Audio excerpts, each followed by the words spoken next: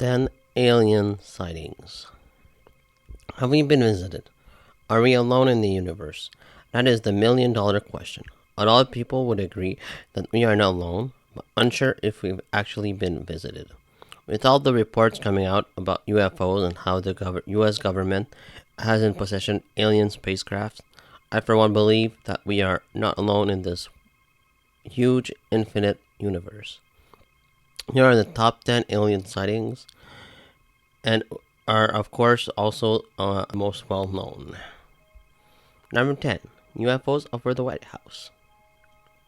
In 1952, UFOs were sighted in Washington, D.C. above the White House. Multiple objects were reported by radar from Washington National Airport over the periods of 2 weeks. Fighter jets went to intercept them, but when they would get near them in the skies, the objects would disappear, and when the jets would land, they would reappear again. A lot of theorists believe that this was the aliens trying to make contact with the entire world. In the same year, Project Blue Book was created to investigate the growing amounts of sightings and UFOs that were spotted around that time. The US government refused to admit that there were any connections with alien spacecrafts from another world. Is the government hiding their knowledge of extraterrestrials? Number 9. Voronezh UFO Incident, Russia. This is one of the most astonishing UFO encounters you've never heard of. The Voronezh UFO sighting was a sighting witnessed by children in a forest in Russia on September 27, 1989. The children say that they saw a pink glow in the sky, which hovered and later landed in the forest. The children claim to have witnessed a tall, three-eyed alien wearing bronze boots and a disc on his chest, with a robot exiting the spacecraft and another alien. And even according to one of the witnesses, the alien used one of the ray guns to make a child disappear. The boy reappeared after one of the aliens got inside the craft. While this event does sound a bit outlandish to even believe, a lot of military personnel saw the craft, and a lot of the witnesses say that this event actually happened. Two police officers claim to have seen an object flying in the skies at the time of the incident. The Voronezh UFO incident is really one of the most amazing ones. I don't know if I believe it myself, but it's a really incredible sighting if it is indeed true. Number 8. Australia UFO Incident. On April 6, 1966, at 11 a.m., 300 students and teachers from Westall High School reported seeing 3 UFOs with a faint purple light in the size of 2 or 3 cars. The army was seen on the area that day, and there was a large hole in the grass where the UFO had landed. The student and staff had been instructed not to talk about the incident. Mr. Greenwood, teacher at the time, recently spoke to Spotlight about the incident and how the government came to his house and threatened him, telling him to keep quiet and that he would lose his job if he ever spoke about the incident. There is now a UFO themed playground near the area that marks what happened. Eyewitnesses claiming that the government doesn't want them to speak about the UFOs. It's silly to think that they wouldn't know what is really going on. The truth is out there. Number 7. Rendlesham Forest Incident. On December 26, 1980, near an airbase, strange lights were reported being seen flashing on and off around the area called the Eastgate. Serviceman Sergeant Peniston and Sergeant John Burroughs went out to search for the lights, and they initially thought that it was a downed aircraft. But no one heard any noise, and no one saw an aircraft crashing. Upon investigation, they arrived at a clearing, and as soon as they arrived there, a brilliant light blinded both of their eyes. They witnessed a metallic object with colored lights. As they attempted to approach the object, which was a triangular-shaped saucer, the animals went into turmoil. Peniston felt the UFO craft and said that the metal was polished and was warm to the touch. There were many symbols on the side of the craft. Peniston wrote down as many details as he could in his notebook, Then the craft lifted off, and it took several minutes for it to fly off. Peniston estimated the craft to be 3 meters tall and about 3 meters wide. No landing gear was apparent, and that the craft seemed to be resting on several legs. When the officers returned, their team reported that they had been missing for 45 minutes, but to them it felt like a couple of minutes at the most.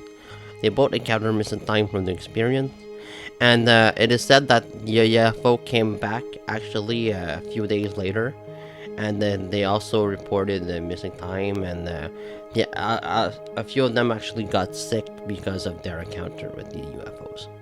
This is one of the many UFO encounters near a nuclear army base. It's actually well reported that there have been many encounters above the army bases of UFOs shutting the bases down and then reappearing them again. Number 6, Pilot Ryan Graves encounter. These things would be out there all day, says Ryan Graves. Graves has been with the Navy for 10 years and knows his ways around an aircraft. We have a huge UFO problem and stop balloons, says Pilot Graves. The object could do plenty of impossible maneuvers regardless of the wind and stay completely stationary. From 0.6 to 0.8 Mach, Ryan says, as to how fast these things are going, and that is insanely fast. And what do they look like? A dark cube inside a clear, translucent sphere. Yeah, what the hell is that? My thoughts exactly. My name is Ryan Fobbs Graves, and I'm a former F-18 pilot with a decade of service in the U.S. Navy, including 2 deployments in Operation Enduring Freedom and Operation Inherent Resolve. I have experienced advanced UAP firsthand, and I'm here to voice the concerns of more than 30 commercial aircrew and military veterans who have confided their similar encounters with me. Today, I would like to highlight 3 critical issues that demand our action. As we convene here, UAP are in our airspace, but they are grossly underreported. These sightings are not rare or isolated, they are routine. Military aircrew and commercial pilots, trained observers whose lives depend on accurate identification, are frequently witnessing these phenomena. The stigma attached to UAP is real and powerful and challenges national security. It silences commercial pilots who fear professional repercussions, discourages witnesses, and is only compounded by recent government claims questioning the credibility of eyewitness testimony. Parts of our government are aware of more about UAP than they let on, but excessive classification practices keep crucial information hidden. Since 2021, all UAP videos are classified as secret or above. This level of secrecy not only impedes our understanding, but fuels speculation and mistrust. In 2014, I was an F-18 Foxtrot pilot in the Navy Fighter Attack Squadron 11, the Red Rippers, and I was stationed at NAS Oceana in Virginia Beach. After upgrades were made to our jet's radar systems, we began detecting unknown objects operating in our airspace. At first, we assumed they were radar errors, but soon we began to correlate the radar tracks with multiple onboard sensors, including infrared systems, eventually through visual ID. During a training mission in Warning Area Whiskey 72, 10 miles off the coast of Virginia Beach, 2 F-18 Super Hornets were split by a UAP. The object, described as a dark gray or a black cube inside of a clear sphere, came within 50 feet of the lead aircraft and was estimated to be 5 to 15 feet in diameter. The mission commander terminated the flight immediately and returned to base. Our squadron submitted a safety report, but there was no official acknowledgement of the incident and no further mechanism to report the sightings. Number 5, Commander Fravor Tic Tac UFO. David Fravor, a former pilot, witnessed a UFO in the shape of a Tic Tac on the coast of California in 2004. He was on a routine mission above the waters, and he said that he witnessed a Tic Tac-shaped craft with no wings about 40 feet long. He said it moved extremely rapidly and from 80,000 feet to 20,000 feet in a second. Fravor said it was the fastest thing he ever saw in his life, and is certain that this object is not from this world. In 2004, he claims that he wouldn't know. Maybe the government made it, or maybe some other country made it. But today he is positive that the aircraft came from somewhere else, from another civilization. As you know, my name is David Fravor. I'm a retired commander in the United States Navy. In 2004, I was a commanding officer of Strike Fighter Squadron 41, the world-famous Black Aces. We were attached to Carrier Wing 11, stationed on board the USS Nimitz, and had begun a 2-month workup cycle off the coast of California. On this day, we were scheduled for a 2v2 air-to-air training with the USS Princeton as our control. When we launched off Nimitz, my wingman was joining up. We were told that the training was going to be suspended and we were going to proceed with real-world tasking. As we proceeded to the west, the air controller was counting down the range to an object that we were going to, and we were unaware of what we were going to see when we arrived. The controller had told us that these objects had been observed for over 2 weeks, coming down from over 80,000 feet, rapidly descending to 20,000 feet, hanging out for hours, and then going straight back up. For those who don't realize, above 80,000 feet is space. We arrived at the location at approximately 20,000 feet, and the controller called merge plot, which means that our radar blip was now in the same resolution cell as the contact. As we looked around, we noticed that we saw some whitewater off our right side. It's important to note that the weather on this day was as close to perfect as you could ask for off the coast of San Diego. Clear skies, light winds, calm seas, no whitecaps from waves. So the whitewater stood out in a large blue ocean. All four of us, because we were in F-18Fs, so we had pilots and Wizzo in the back seat, looked down a small, saw a white tic-tac object with a longitudinal axis pointing north-south and moving very abruptly over the water like a ping-pong ball. There were no rotors, no rotor wash, or any sign of visible control surfaces like wings. As we started clockwise towards the object, my Wizzo and I decided to go down and take a closer look with the other aircraft staying in high cover to observe both us and the tic-tac. We proceeded around the circle about 90 degrees from the start of our descent, and the object suddenly shifted its longitudinal axis, aligned it with my aircraft, and began to climb. We continued down another 270 degrees, nose low, where the tic-tac, or we considered 270 degrees to where, and we went nose low to where the tic-tac would have been. Our altitude at this point was about 15,000 feet, and the tic-tac was about 12,000. As we pulled nose onto the object, within about a half mile of it, it rapidly accelerated in front of us and disappeared. Our wingman, roughly 8,000 feet above us, lost contact also. We immediately turned back to see where the whitewater was at, and it was gone also. Number 4, the Phoenix Lights. The Phoenix Lights was a phenomenon largely observed in Phoenix skies on March 13, 1997. The lights were seen by hundreds of witnesses between 7:30 and 10:30 p.m. in the night sky, as a triangular-shaped object with V-shaped lights flew across the heavens. The military said that these lights were flares, and the governor of Arizona made fun of the event by arresting a man in an alien costume in front of the press. But he later admitted that the lights were something otherworldly. He later also admitted that he was put pressure to do so because he didn't want to cause panic. And I mean, really, do you think that these V-shaped lights are flares? I mean, it doesn't make any sense. The Phoenix Lights is one of the most fascinating UFO reports, in my opinion, because it's like an amazingly large craft, and I don't think we have that in our possession. It's just way too big, and millions, well, hundreds of thousands of people reported it, and it's just a fascinating UFO moment in our history. And fun fact, actor Kurt Russell was the first pilot on the scene that reported the Phoenix Lights. Today marks 26 years since the mysterious Phoenix Lights appeared over the valley. And we still don't know what it was, but there are plenty of theories out there. It was the evening of March 13th, 1997. People across Arizona, especially here in the valley, reported seeing a silent, miles-long V-shaped group of lights gliding quietly overhead. Was it a military mission? A prank, perhaps? Or visitors from outer space? The questions and confusion over the sighting have only grown during the prevailing years. Now, of course, we're much more open to it recently as being real, and the Phoenix Lights is one of the premier mass sightings that they're looking at as being authentic, because thousands of people saw these massive craft or objects hover right over them, glide right over them, rooftop level. Some people said they could have thrown a stone at it. It was that close. I'm going with space aliens. Kenya, Brazil crash. According to multiple witnesses' testimony in the excellent documentary Moment of Contact by James Fox, a UFO crash landed in a town called Virginia, Brazil in January of 1996.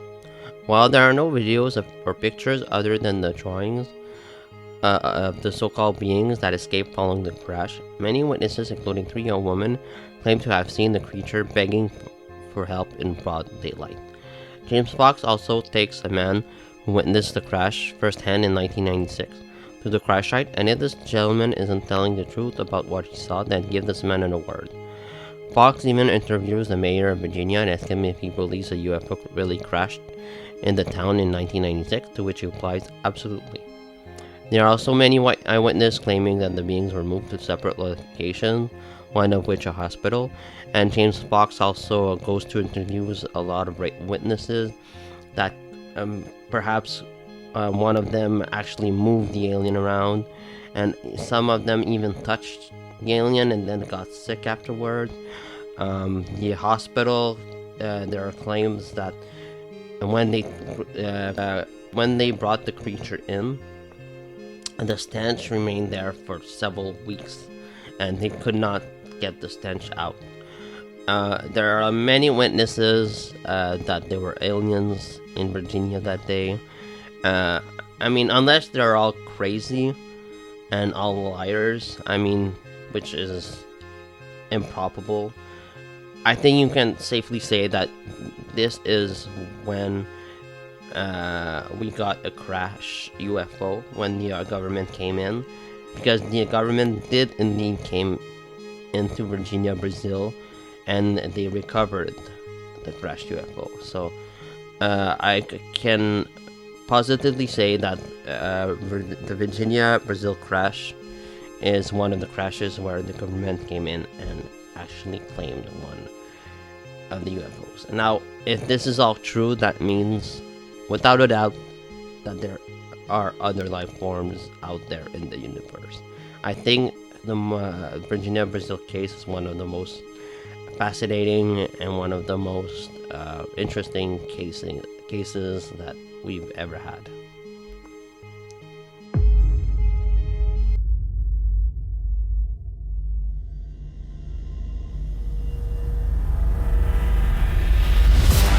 In 1996, the people of Varginha, Brazil, witnessed a UFO event that would change their lives forever.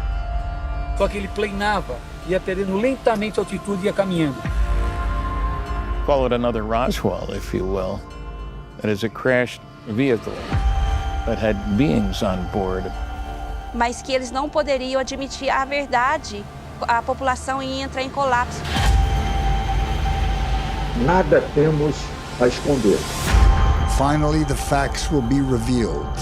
The Virginia case is considered the most well-kept secret in the military circles of Brazil. My objective here is to put some clarity on what took place in Varginha, Brazil, January 1996. 2 seres extraterrestres foram capturados, depois, posteriormente, foram levados para o hospital.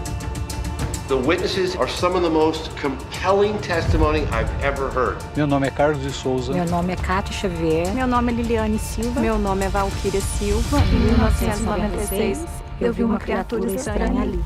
Action! A lot of people in this town have a little piece of the puzzle. Naquele local, eu vi o rastro da criatura, o pé. Foi onde ele falou que eu vi era uma coisa sobrenatural. This year, Mark Elixerez, he had captured this creature with his bare hands. Você confirma que o seu irmão estava de serviço naquele dia 20? Confirmo. After he captured the creature, he developed this infection that wouldn't go away. Foi pro CTI de manhã, 7 horas da manhã, 15 para o meio-dia, ele veio a óbito. this can no longer be covered up. They might shoot us because we're on the property.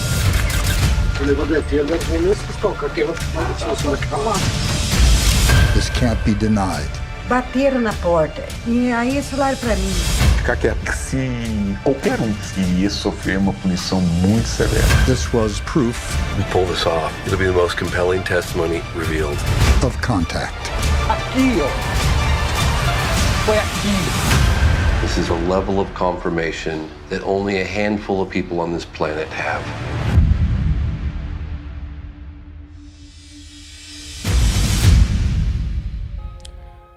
Number 2, Roswell crash, New Mexico. This is one of my favorites UFO cover-up of all time. The Roswell crash is one of the most popular UFO stories in the world. It is set by a large amount of 300 witnesses, and most were threatened to keep quiet. In the day of July 4th, 1947, an alien ship is said to have crashed in Roswell, New Mexico. The newspaper said as much, only to change the story a day later by saying that it was a weather balloon. Quite a leap, right? Jesse Marcel was one of the witnesses of the crash and has since come out and said that he has handled debris from the crash site. He is one of the witnesses that came forward since the crash and has done several interviews ever since 1978, which is when the rumors that the Roswell incidents was actually a crash balloon. Since now we got Jesse Marcel to thank for that. He is one of the most famous photographs from the crash site, where he is holding a piece of debris, and his look seems like a man who is forced to lie. Marcel's father was an Air Force military officer at the time of the accident, and who was also the first man reportedly on the scene.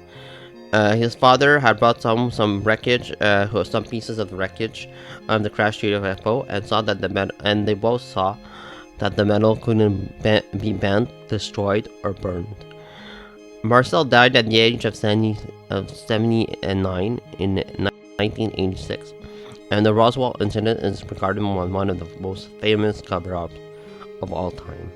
I absolutely believe that this story is true. There's just way too many witnesses, and we know about that the government was testing nuclear bombs during this period, and we know that Oppenheimer had tested the nuclear bomb, and that's when a lot of UFOs were reported as being seen.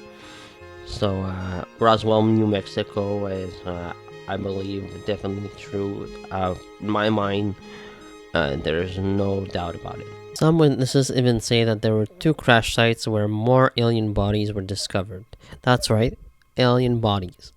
A firefighter who was present during the time of the incident recalled seeing a large disc on the ground and several small bodies nearby. Sergeant Melvin Brown also said that he witnessed some alien bodies after he looked through a tarp that was covering small entities, even though he had been ordered not to. A lot of people think that since the government have hidden the atomic bomb for so long, they could easily hide the truth about alien life. Number 1. UFO sighting in Zimbabwe, Africa. The children of Zimbabwe witnessed something incredible in daylight. 60 kids reported seeing beings dressed all in black, with big eyes as they communicated with them telepathically. Their message was to take better care of our planet, and this was before global warming was actually a concern. The entire incident lasted about 15 minutes, and the kids to this day claim that the school was indeed visited by aliens, which makes this one of the most important UFO encounters of the 20th century.